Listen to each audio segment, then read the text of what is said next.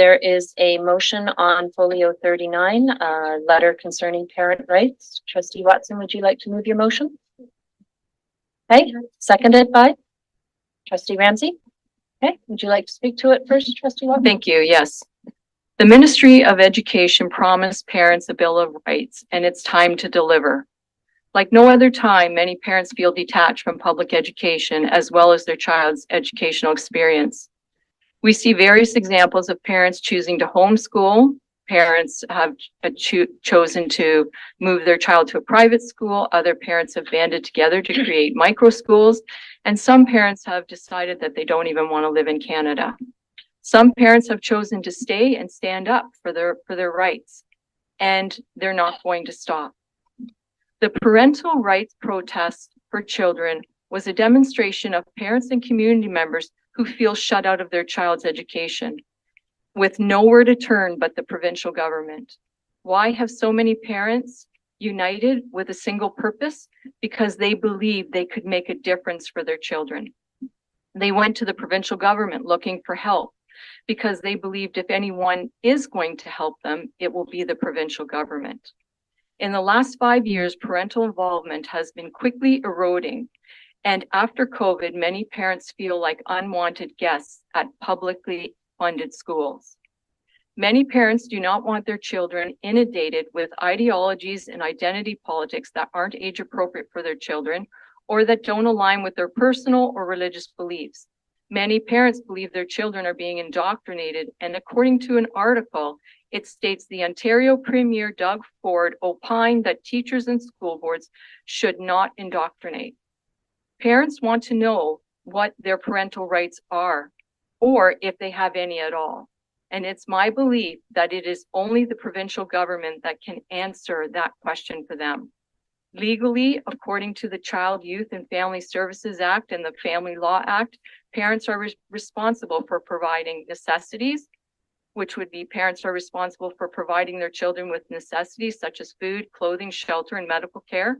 This obligation is known as a duty of support. They are to provide protection.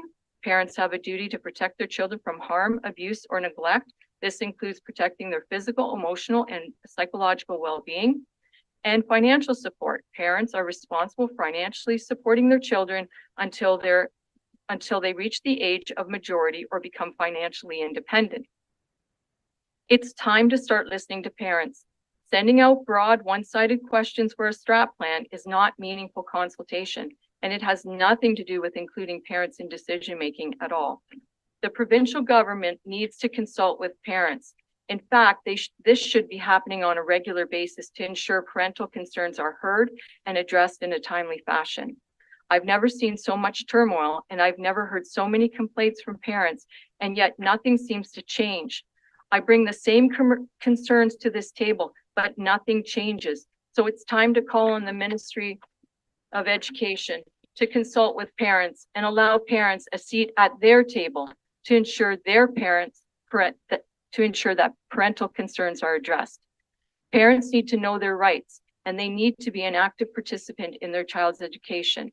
And they deserve to be treated as one of the most important, consistent persons in their child's education. They should have the right to decide what is age appropriate for their own child. This is the perfect time for us as a board to show parents and guardians that we do believe that they should have a Bill of Rights, and those rights should come from the provincial government. Identity politics and ideologies have taken center stage in public education and polarized students, parents, staff, and community members. The Parent Bill of Rights would help instill parental confidence in public education and create a balance that is desperately needed. This current government promised a Bill of Rights, and they should follow through with that, what they promised. Parents deserve to know where they stand, and they deserve to be told up front what their rights are, or if they have rights at all. Enough is enough. Parents have been told at the local level that even though they don't feel some of the teaching or ideologies are age appropriate, or that they don't align with their beliefs, they are not receiving information about that teaching, and they're not going to receive a religious accommodation, even though that policy came from the Ministry of Education and competing rights have not been addressed. It's time for the Ministry of Education to help parents understand what their rights are, and those rights should be enshrined in legislation. If public education is to be strengthened, parents' rights need to be defined, and the only people that qualify to define parental rights is the Ministry of Education. So I would ask that trustees support this motion. It's just to write a letter and ask the Ministry of Education to fulfill their promise to have a Bill of Rights for parents.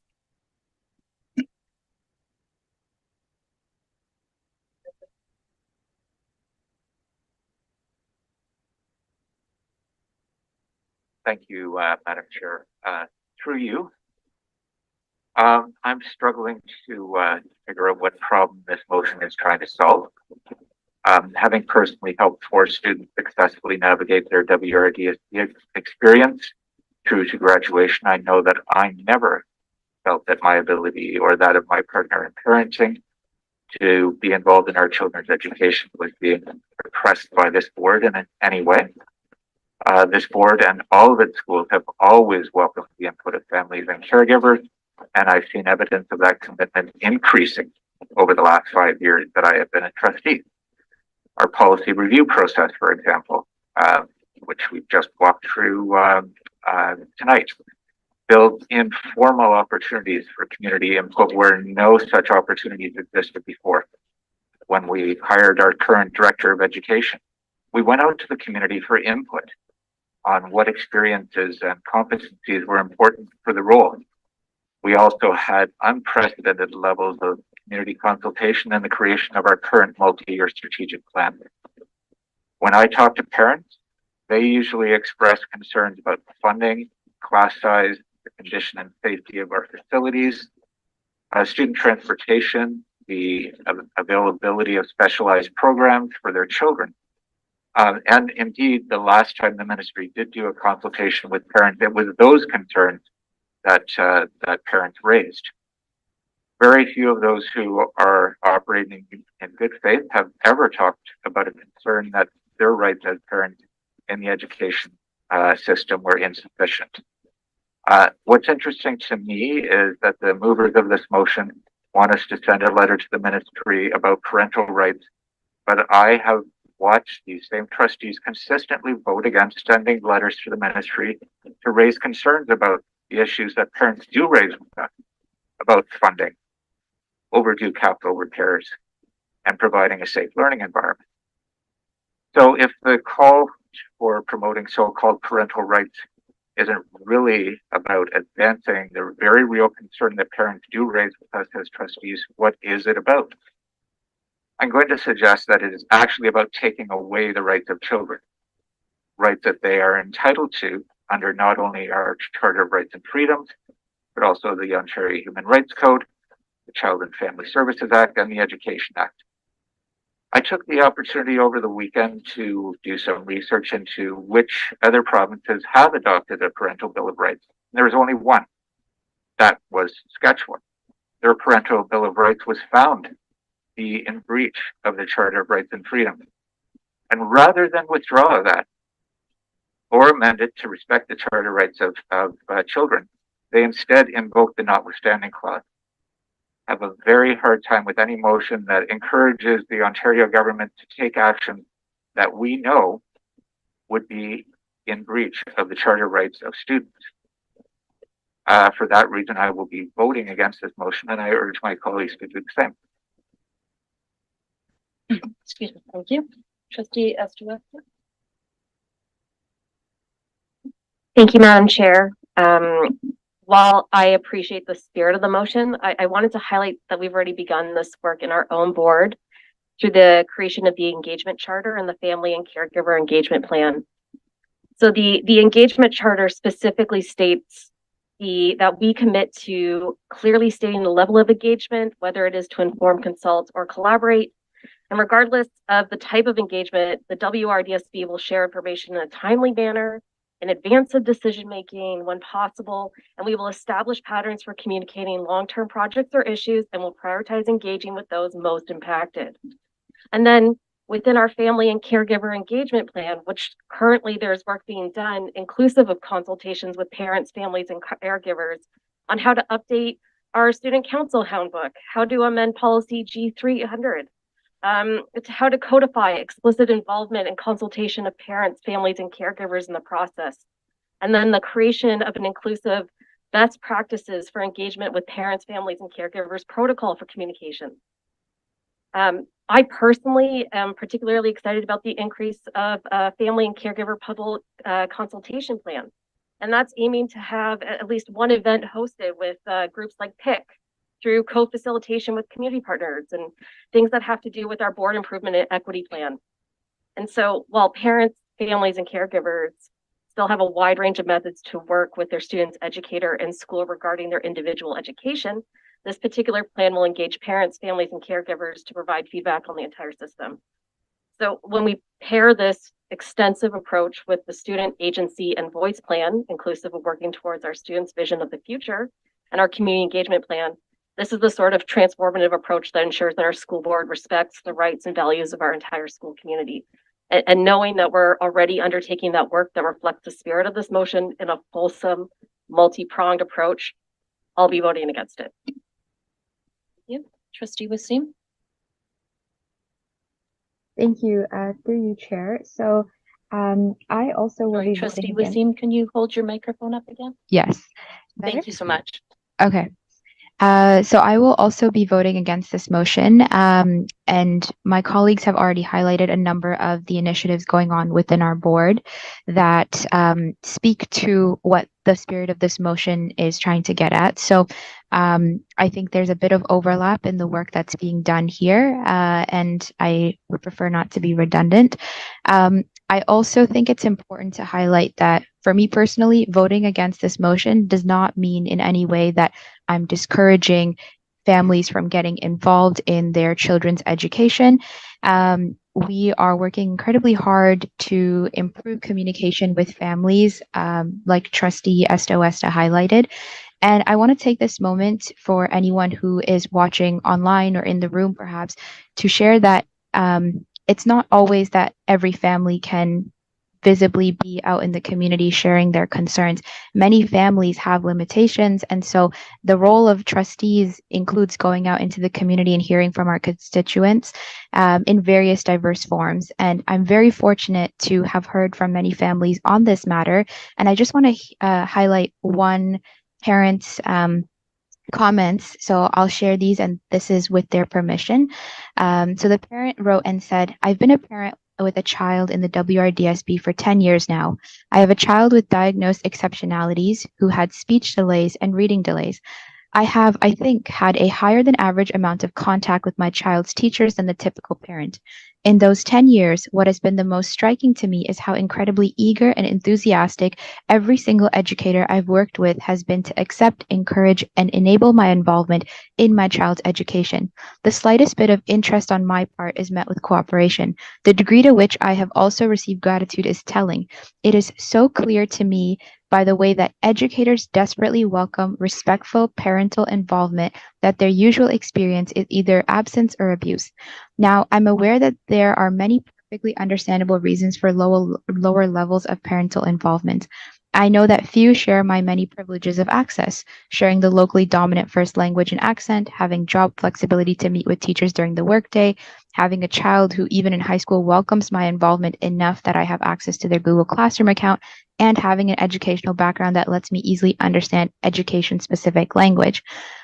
I'm sharing this parent's comments because I think it's important to know that there are many families that I have spoken to who reached out, whether it's through emails, whether it's through phone calls, whether it's even through being at community events, who have spoken about the numerous positive efforts that our staff have made to welcome their feedback, to work as partners in their children's education.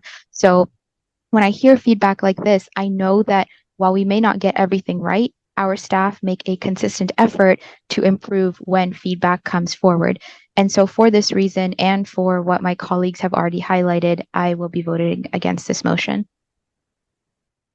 Thank you. Trustee Johnson? Thank you. Through the chair. Tonight, I looked through the various reworded policies that we ratified here, and the involvement of caregivers, families, parents is significant. Parents, families, and caregivers have always been and continue to be essential partners in their children's education here at the WRDSB. Education workers and classroom teachers are continually welcoming the families and parents to participate in the education of their children. Education workers are constantly in communication with parents and caregivers multiple times throughout the years. Special times are set aside for the express purpose of parents, families, caregivers to come meet with the teacher or the teachers of their children. Education workers share their contact information freely with the parents and caregivers of their students. I have been both a teacher and a parent in the WRDSB. As a teacher, I valued the parents and caregivers of my students, and to this day, I still have great connections with many of them. And as a WRDS parent, I had a child with both an IEP and an IPRC. And over the years, the opportunity for my input were offered to me more than I was able to take advantage of them. So I put the word parent in the search engine on the WRD website. It came back with almost 28,000 results. The word parents are mentioned almost 28,000 times on the WRDS website. On the first page alone, it had the IPRC process, a parent's guide, parent engagement, how to get involved, PIC, parent involvement committee, parent, student, teacher conferences, parent engagement, WRDSB parent posts, celebrating parent connections, parent and caregiver resources. Plus, we have school councils in every school and RAPSI, the Waterloo Region Assembly of Public School Councils.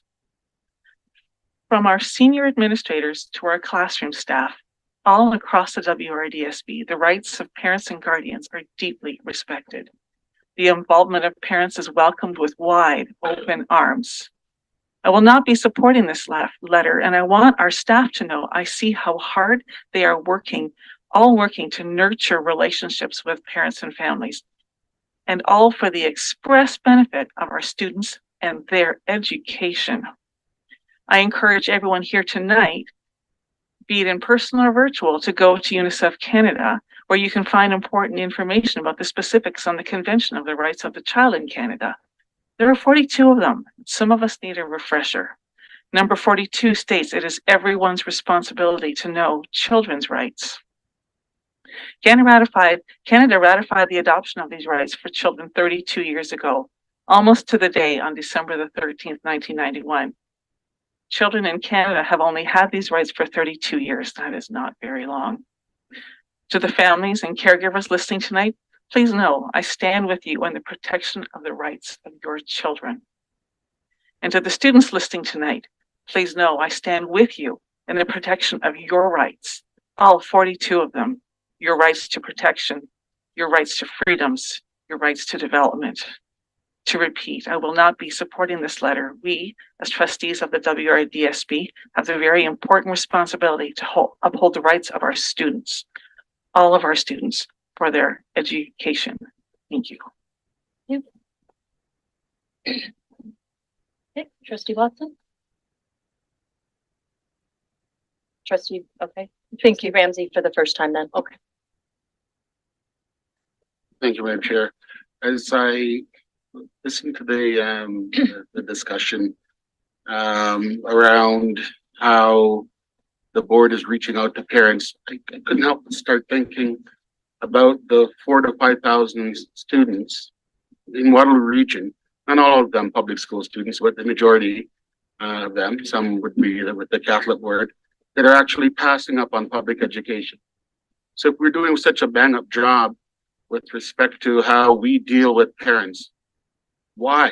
And for the parents and students that are listening, as most of my colleagues are speaking to the parents and students that are watching online, it begs the question: if you have your children in our public schools, what's going on with your neighbors?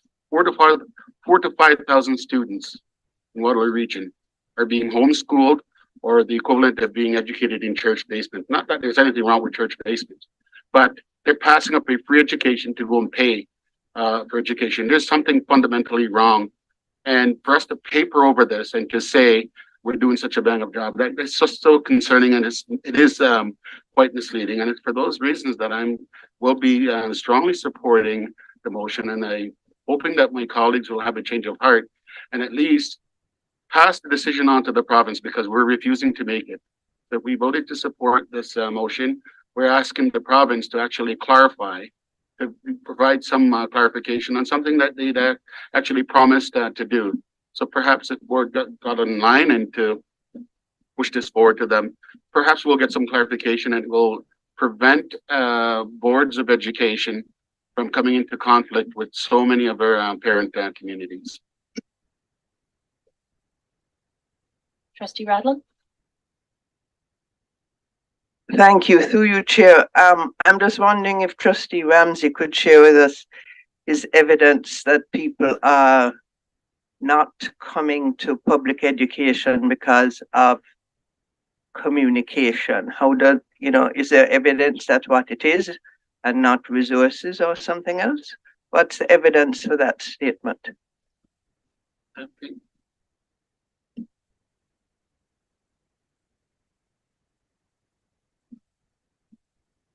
Okay. Go ahead, Trustee Ramsey, if you want to answer that. Well, I'll simply deflect back to the staff of our board. These figures, I had it in discussion with the president of OPSPA in a TV Ontario discussion and back in the spring.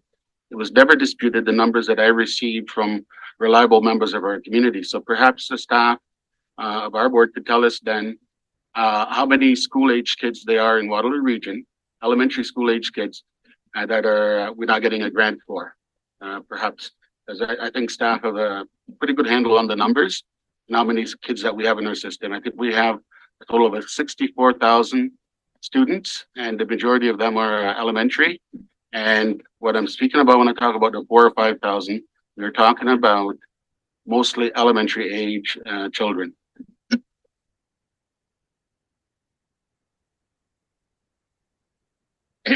Superintendent Landry? Through the chair, that type of information would be something we would have to investigate. Obviously, we are quite aware of the students we have. It becomes a little more difficult to identify those that are not in our system. We can definitely look into it and see if there's any reliable information we can provide. Follow up, Trustee Radlin? Thank you. Through you, Chair. That was not my question. My question was, what evidence do you have as to why students are not attending public schools? So we know students do not attend public schools. We have those numbers. But there can be many reasons why they do not attend. And you made a statement saying that they did not attend because of parental rights. And I'm asking, what is your evidence for that statement? Madam Chair, thank you. Trustee Ramsey, and then we're going to move on. Discussion. Yeah. I'd be more than happy to respond to that, if you wish. Okay. Okay. So that said, Madam Chair, I appreciate the question, and I think it was a mischaracterization of what I said. I said we're talking about parental rights and why are so many people passing on the public education system. If I had the same information to rely on as the staff has relied on in doing that broadside against parents that were marching and talking about how they want to be involved in their children's education, and this board issued a statement talking about it was a march of hate, which it wasn't. So what information was the staff relying on? Perhaps if I have access to that, I could answer the question. We're moving on. Trustee Watson? Could you hold this for a second? So I just want to make it very clear. I thought I did, and I've mentioned it a number of times in a number of meetings. The protests and the parental concerns are about identity politics and ideologies. And so it would appear no one wants to address that. We're talking about IPRC, we're talking about, all of these other subjects, but it seems like we're dancing around what the concern is. And parents do not want identity politics and ideologies taught to their children. I thought Julia and Christina made that very clear. So when we talk about identity and ideologies, these parents feel that they're being impressed upon their children. Tonight, someone mentioned the STRAT plan. When we went through the STRAT plan, we clearly heard of concerns from parents. And I'm not going to name them all, just a few. Decisions are made without public consultation. Many feel like there's too much red tape to get things done. What is being communicated to stakeholders doesn't reflect the action they believe is taking place. Those with dissenting opinions don't feel included. Many feel unheard, which impacts their ability to trust the direction of the board and the value of their voice. And I could go on. And to date, we still have no solution to that.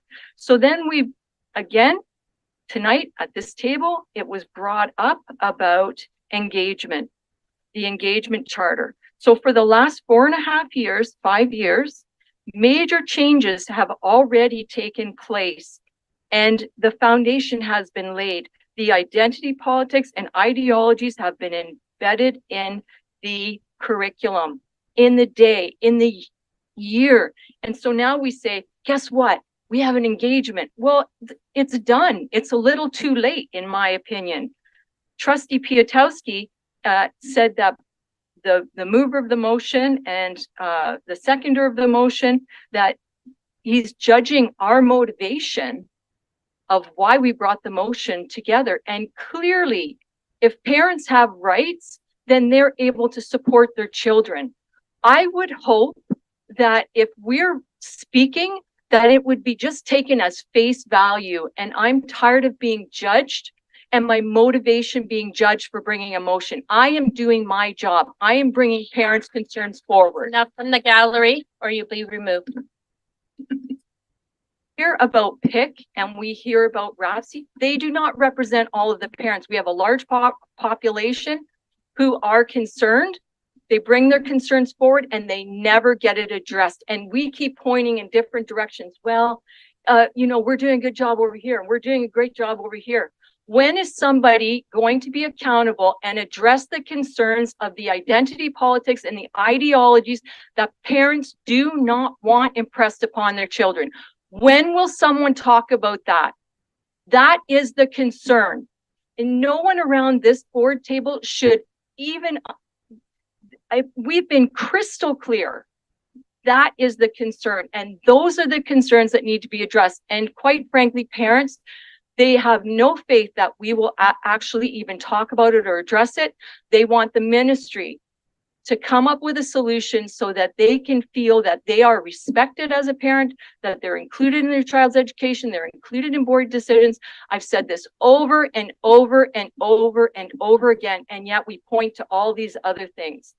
So I would definitely support, I want, trustees to give that sober second thought. Think about this. You don't even have to do the work.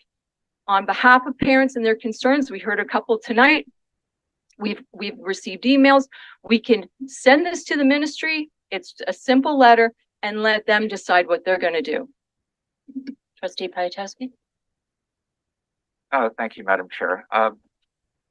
In fairness, I don't think I questioned anyone's motivations. I think what I did do was ask if trustees are concerned about the concerns of parents, the concerns that parents raise. Why in the past have they not supported motions to advocate for more funding, better school facilities, safer school facilities? So I think that's a more accurate characterization of what I said. I do want to talk about parental discomfort and disapproval. I'm going to quote New Brunswick's child advocate. I'd actually like to quote Ontario's child advocate, but Ontario abolished the position in 2018. So this is New Brunswick's child advocate, Kelly Lamrock, in response to that province's attempts to address the issues that my colleague is raising. So I'm quoting here. Children have human rights from the moment they are born. Their need for adult support may lead to reasonable limits upon those rights, but we can't simply waive them aside because of parental discomfort or disapproval. And again, I will be voting against this motion, and I think that Mr. Lemrock articulates the reasons for that quite well. Trustee Radlin? Thank you, through you, Chair. I'd just like to say that every trustee sitting at this table represents parents, all 11 of us. And so when we speak, every trustee speaks, they reflect the voice of parents. And so I would just like that to also be respected, that when trustees speak, the assumption is often made that, you know, we do not speak for parents. Every trustee here represents parents, and when I speak for the parents who contact me and talk to me. I just want that to be made very clear. Okay, let's move to the vote. We have, quickly. Just my colleague was able to. That okay, or? I didn't have you on the list and I'm about to call Okay. to do the vote. Okay. Okay, so we have the motion on folio 39 that has been moved and seconded, and it will be a recorded vote. Okay, Okay, through the chair. So for the recorded vote, we'll start with Trustee Cody.